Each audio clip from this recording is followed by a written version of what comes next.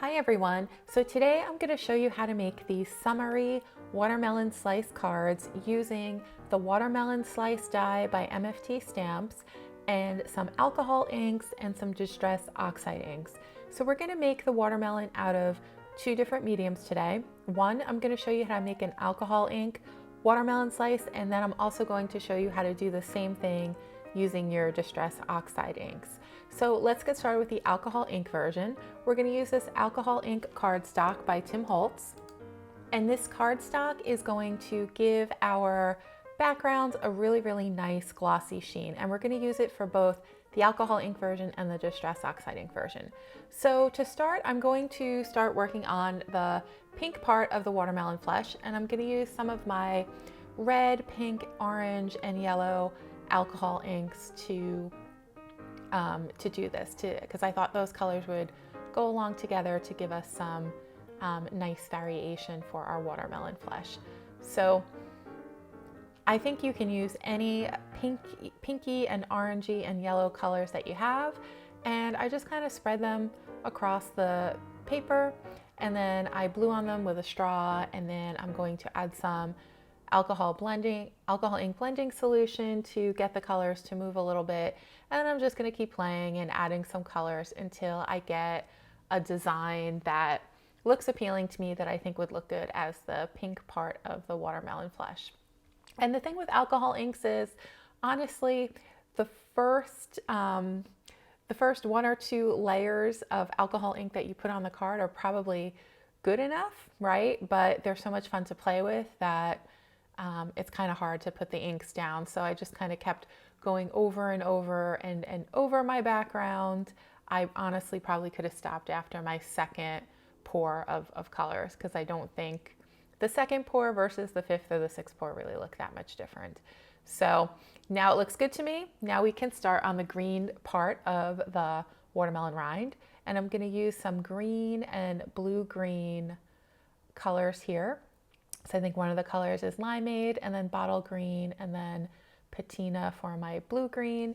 And then I'm going to put some alcohol blending solution down to get the colors to move, and then just blow everything around with a straw.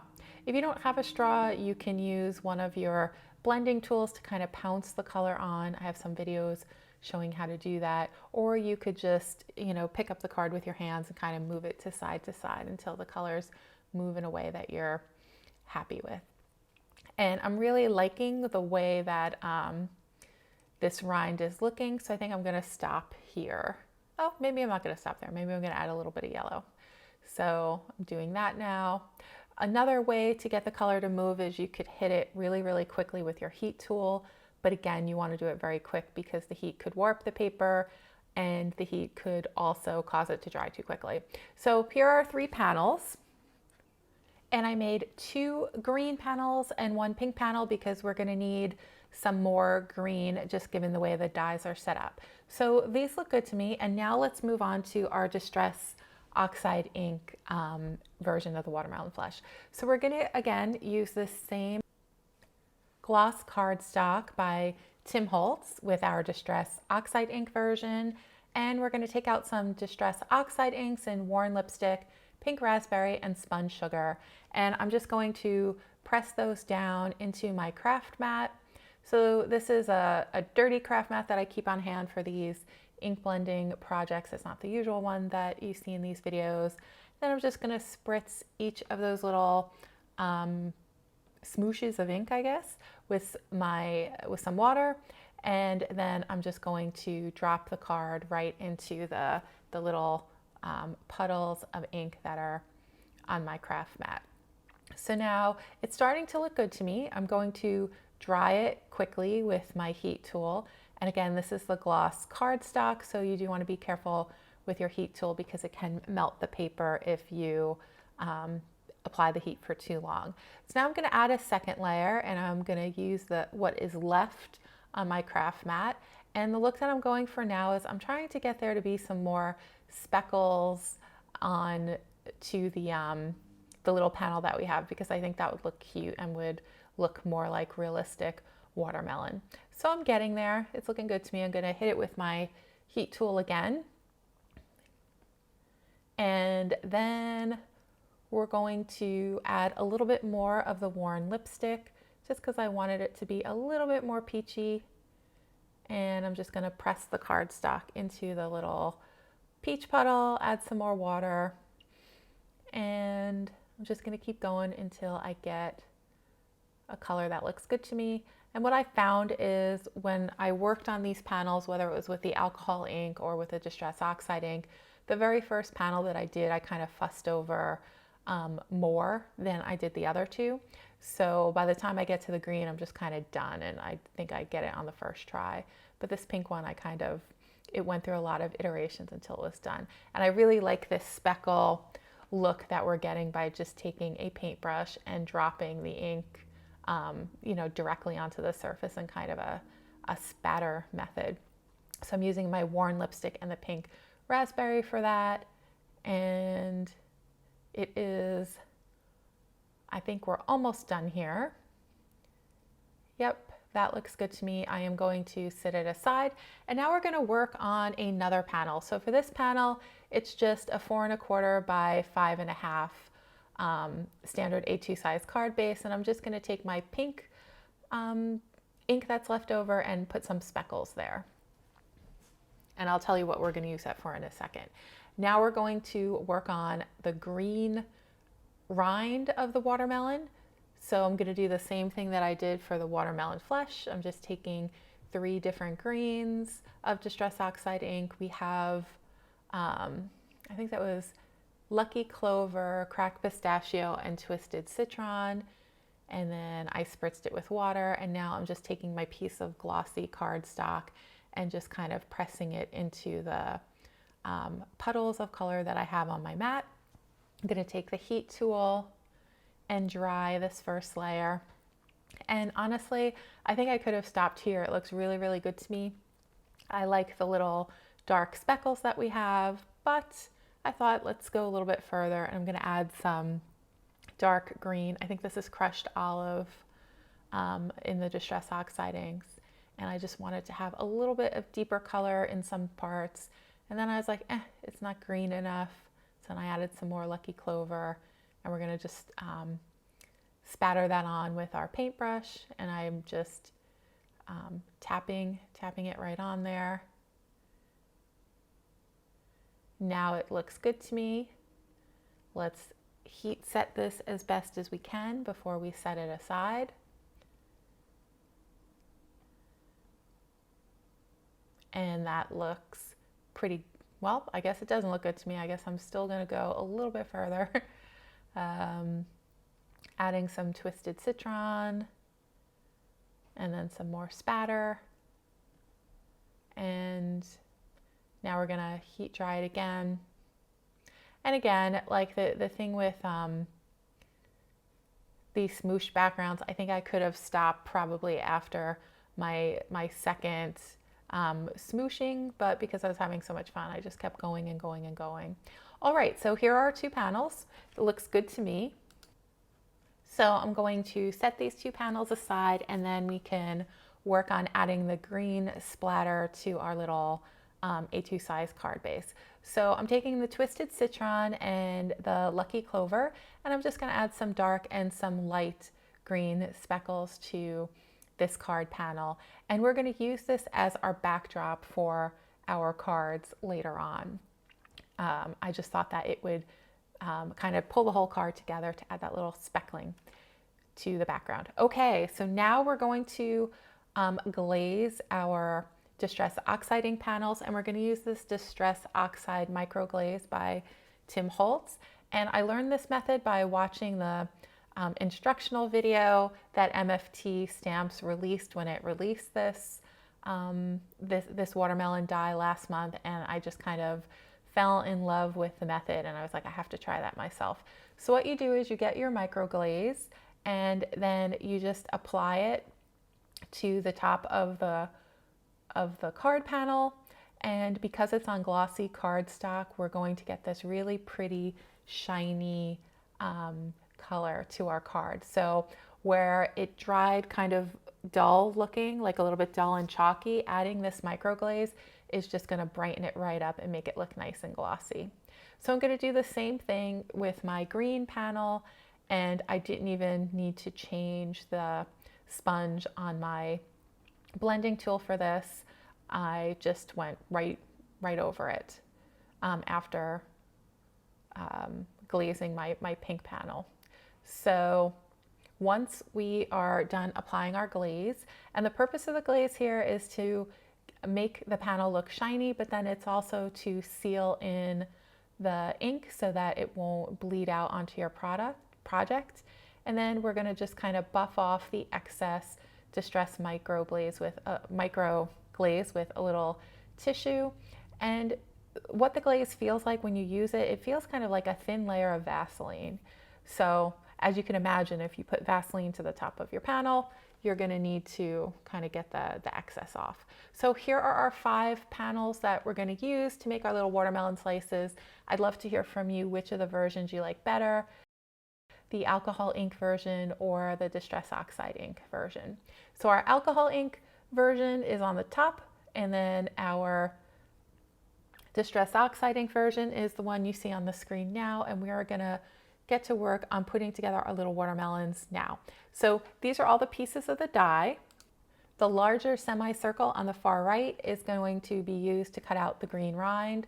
The smaller semicircle we're going to use to cut out the pink flesh of the watermelon, and then those little seeds we're going to cut out using the little seed cutout, and then we also have a die to make the little white rind that separates the flesh from the watermelon rind. Okay, so to put this together, I'm going to take some glue and I'm going to apply that to the back of my pink flesh watermelon, I guess just my watermelon flesh, right? And then I'm just going to glue that right on top of the green rind, and you just want to match up the edge so that all of the rest is left as the rind there. Okay, so now we're going to add our seeds, and I'm going to add some little dots of glue into the little indentations in the flesh where the seeds will go, and then we're just going to pop the little seeds in with my little picker tool here. I guess it's a crystal katana. That's its official name. And I use some black sparkle cardstock to make the little seeds for the watermelon. I think that black cardstock would have been fine too, but because the alcohol inks and the Distress Oxide ink flesh looks so sparkly and fancy and pretty, I thought that the seeds should be sparkly as well.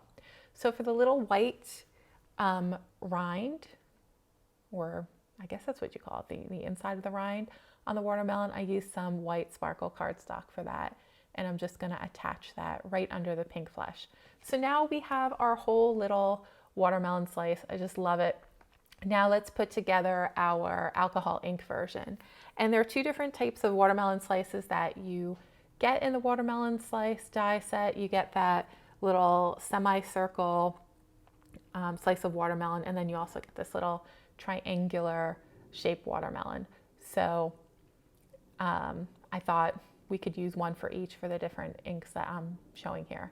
Okay, so for this watermelon slice, it's the same method as before. You just kind of match up the edges of the pink flesh to the rind, and then we are going to add in our little seeds. And again, I'm using the black sparkle cardstock for the seeds. And then once we're done putting all the seeds in, we're going to add our little white rind. And again, I use some white sparkle cardstock for the rind. I think plain white would have worked fine as well, but again, the alcohol inks are so sparkly, I just thought that it needed a sparkly little white rind as well. Okay, so after I finish pressing everything together, I am going to set this version aside, and I just wanted to show you that if you want to make it look like you have a little bite coming out of your watermelon, there's a little bite mark die that is included with the die set, and it's this little one right here, and it works on the large watermelon slice, and it also works on the smaller watermelon slice. So I'm going to put the little bite mark on our smaller Distress Oxide Ink version of the watermelon slices, and I'm going to run it through my die cutting machine, and then look how cute that is. We have a little piece of watermelon with a bite out of it.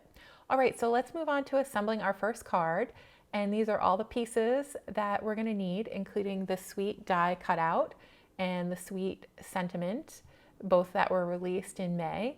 And then we have our basic edges die cut that we're going to use to cut out this little black and white polka dot pattern paper. And then we have our speckled panel that we made earlier and our two little pieces of watermelon. All right, so let's put the whole thing together. So we're going to take our little polka dot panel and we're going to apply foam tape to the entire back of the panel. You could also use fun foam if that's what you have. And it's important to make sure that the fun foam or the foam tape covers the entire back of the piece, because the pattern paper is really thin and it could warp if it's not supported well. I guess you could also take a piece of heavy cardstock and back it with that also. That could also make it nice and sturdy. But we also want it popped up, so hence the need for the foam adhesive or foam, fun foam. All right, now we're going to arrange our little watermelon slices on the top of the card, and I thought it would be cute having them off to the right hand side, and like just kind of coupled together but on angles. I just thought that looked nice. And then we're going to add on this little sweet die cut onto the left hand side, and I only needed to put foam adhesive on the S, W, and E because the E and T rest nicely on the little watermelon slice that's already popped up. For the sentiment, I'm going to use the sentiment that says "Hello, sweet friend," and I popped it up on some foam tape. The great thing about the sweet sentiment stamp is that there are a lot of different sayings that you can use. I think there's maybe 8 to 10 of them, and we're going to use 6 of them on the cards that we make in this video. And they're great for just because cards, for thank you cards, for birthday cards, and for just thinking of you cards. So here is the alcohol ink version that I made with this design. So I would love to hear which one you like better and why. And now we can move on to our second type of design using our alcohol ink watermelon slice. So similar to the first card, I'm using all the same elements. We're just going to arrange things a little bit differently to come up with a second design option for this die cut set and for these little supplies that we're using. So I'm using another basic edges die cut to cut out my polka dot pattern paper, and the polka dots here are a little bit larger, so the pattern paper has 3 different sizes of polka dots, and we're going to use all of them in the cards we make here today. And then I'm just going to arrange my little watermelon slice popped up a little bit, put the sweet die cut on top of there, and then I'm gonna put the sentiment right there kind of in the top right hand corner, and I just love how that looks. I think this is a perfect little happy birthday summer card. So here's the version, another version, if you want to have a watermelon slice with a bite taken out of it. And now let's take a look at all 6 cards that I made using the techniques that I demonstrated in this video. Here are 2 Distress Oxide Ink versions with 2 different layout ideas, and then we also have several alcohol ink versions as well. So here's our sweet with the sweet birthday wishes that we made in this video today. We have the Distress Oxide Ink version that says "Have a sweet day." We have this alcohol ink version that says "Thank you for being so sweet." Another birthday card that says "Have the sweetest birthday," with a little watermelon slice with a bite taken out of it. And then finally, and this one's probably my favorite one, "Wishing you a sweet one." And we have 3 different watermelons kind of layered together to make that card design. So that's all I have for you today, everyone. I hope you enjoyed this video. I hope this gives you some great ideas for summer cards, and I would love to hear from you in the comments as to what you think about these cards. And if you entered my card giveaway, please check out the winner's announcement video that I posted yesterday. Thanks a lot, everyone. Have a great weekend, and I will see you again soon in the next video.